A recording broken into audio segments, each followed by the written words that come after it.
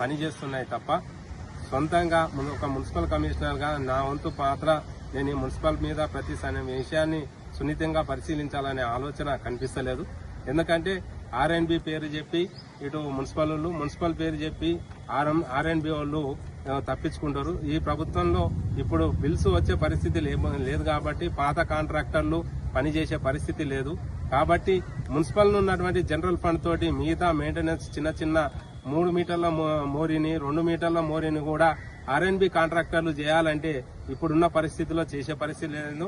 వీటన్నిటిని municipal fund నుంచేలే complete చేసి, ఎందుకంటే చిన్న లింకులు 2 మీటర్లు 3 మీటర్లు 5 మీటర్లు అదేవిధంగా 9th వార్డులో వేసినటువంటి సీసీ కాంట్రాక్టర్లు కూడా సీసీ రోడ్డును కూడా సరిగా చేపియలేకపోతున్నారు.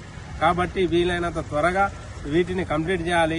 ఆ మోరీ లింకులు కలపకపోవడం వల్ల ఇప్పుడు వర్షాకాలం స్టార్ట్ అయింది.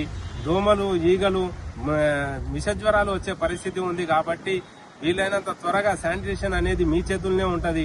ఇంతవరకు కూడా కనీసం దోమల మందు చల్లలేదు, ఒక బ్లీచింగ్ పౌడర్ లేదు. సీజనల్ వ్యాధులు ప్రబలించే పరిస్థితి ఉన్నది.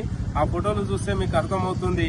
కాబట్టి వీలైనంత త్వరగా 9th వార్డును స్పెషల్ జోన్ గా తీసుకొని దీన్ని స్పెషల్ ఇంట్రెస్ట్ తీసుకొని 9వ వార్డులో వీలైనంత త్వరగా ఈ కార్యక్రమం డ్రైనేజీకి సంబంధించినటువంటి పనులు పూర్తి స్థాయిలో కంప్లీట్ చేయగలరని మన కమిషనర్ గారికి రిప్రజెంటేషన్ ఇవ్వడం జరిగింది.